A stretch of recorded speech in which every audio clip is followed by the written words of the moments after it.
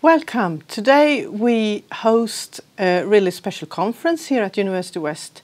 It's concerning our profile, Work Integrated Learning. And today, therefore, I have with me one of the keynote speakers. Most welcome. Thank you. Denise Jackson, Professor. Thanks. Very nice to have you here. Thank you very much. I'm delighted to be here.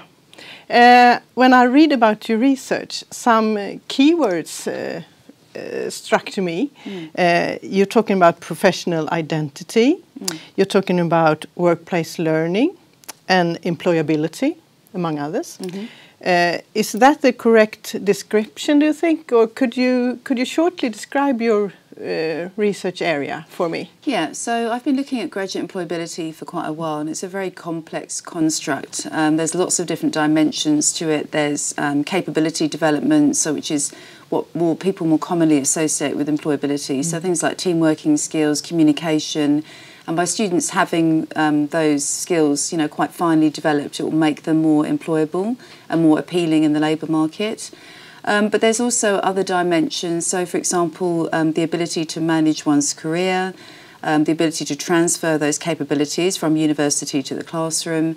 Other dimensions might be work experience and also life experience, so participation in community, sporting clubs, that type of thing.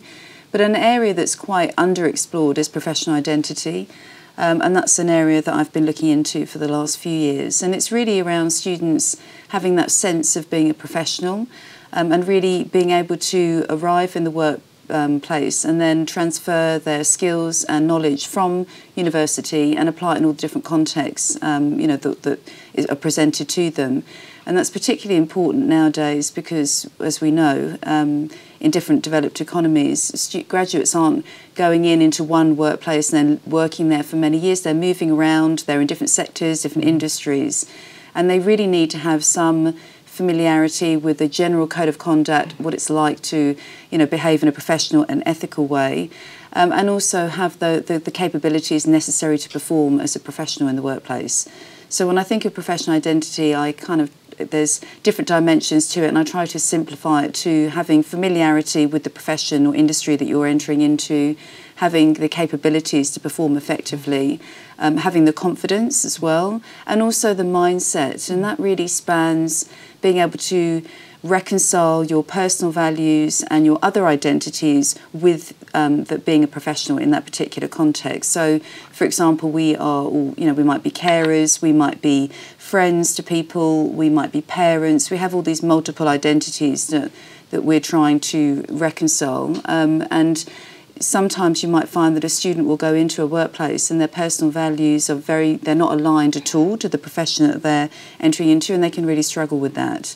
So it's making sure that they're aligned, and that really requires having some understanding of the workplace. Otherwise, they shouldn't really be entering into that area. It's probably not ideal for them. So we can help at university teach students or how to understand their own identity and make sure that it's aligned to where they're intending to enter. That's quite easy in certain disciplines. So, for example, speech therapy, paramedicine, teacher education, they know where they're heading, they know what they're aspiring to and what they're going to become. Whereas for something like business, which is a discipline that I'm in, it's very broad. They're not quite sure which areas they might be going to, marketing or HR or generalist business. They're not quite sure which industry or sector they're going to end up in. So really then it's about trying to instill capabilities, confidence and a general understanding of what professional conduct looks like. So the work integrated learning is the model or the key to experience this, you think? That's right. So there's different ways of developing it, but really it needs engagement with industry partners. You need to be able to visualise what it's like to operate in a professional setting. And that, as we know, the professional setting is evolving because, you've got remote working, you've got co-working spaces. It's not your traditional office, but either way, WIL can provide through online projects or through actually being immersed in the workplace as part of an internship. It allows students to develop their professional identity, and they can experiment with different professions. We've had students in business, for example, that have gone into an internship and come out and said, I never want to work in an office, and they've learnt that from the internship that they've that they've participated in. So it gives them that exposure to understand about code of conduct. It allows them to shadow and observe professionals so they can see how they're meant to be doing things and how they're meant to be operating. And even simple things that we take for granted. So, for example, we have students go into an office environment and they don't know if they're meant to ask to go to the bathroom, for example, or what happens if they would like a drink, which cup do I use? And very simple things, but things Social that are codes, assumed. like, So it's really about them being immersed into a workplace setting. And I think for some students that's more important than others. If you've got students who are less professionally connected, perhaps they don't have family or friends who work in professional environments, so they don't really understand the language that's used in offices or in workplace context, and that it's really quite essential for them. It's quite employers expect students to have mastery of some of these different things when they graduate and when they enter the workplace. So if universities aren't providing those experiences through work integrated learning, then it's that we're not preparing the students. Yeah, something is missing. We can develop all the skills that they need, all the knowledge, but without that final piece, it makes for a very hard transition for students, and for some more than others. And we're constantly hearing how graduates or employers are expecting graduates to hit the ground running. And to perform on arrival, move from different projects and contract working, and to perform effectively in the workplace. And we need to provide the students the skills to do that. So it's a benefit for several stakeholders. Yeah, exactly. Both the students and the employers and the university. Yeah, that's right. And I suppose. Exactly. And if you sit in a classroom as an academic teaching students, if they've been into the workplace or had some exposure to the workplace, you're more likely to have students that are engaged with the content, can critique, can be critical because they've had some exposure to practice, and say, well, actually, this is what happens in the workplace, and and to actually be more evaluative of the information and knowledge that's presented to them. And for employers, if you read any government-based reports, employer reports on what they're looking for in graduates, the key words that are coming up, apart from teamwork and communication, which are now seen as more basic skills, foundation skills, they're asking for graduates that can be critical practitioners. They're asking for them to be innovators, to be creative, to be problem solvers and critical thinkers. They don't want graduates that will just follow others. They want them to ask questions and to critique and then to make changes. And to do all of that, they need to have some sense of being a professional. They need to have the capability, have the confidence, and also be able to have some understanding of the professional context so they can get in there and start contributing straight away. They have to have the right conditions to put the new glasses on, to come out and see the business as from a new point of view. Yes, maybe that's right. And asking a student, a new graduate, to speak up or to critique or to offer new perspectives is a big ask unless they have some sense of familiarity and understanding of the new context that they're in. And the challenge is in disciplines which are less prescribed, the pathway to them.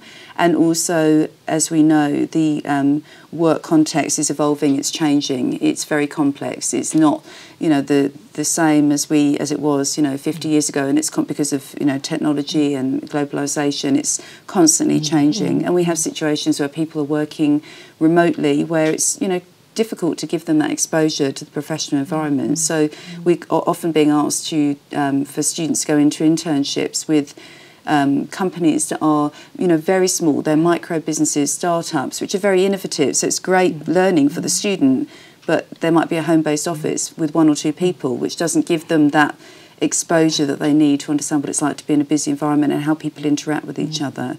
So it's trying to find, and that's a challenge for those working in WIL.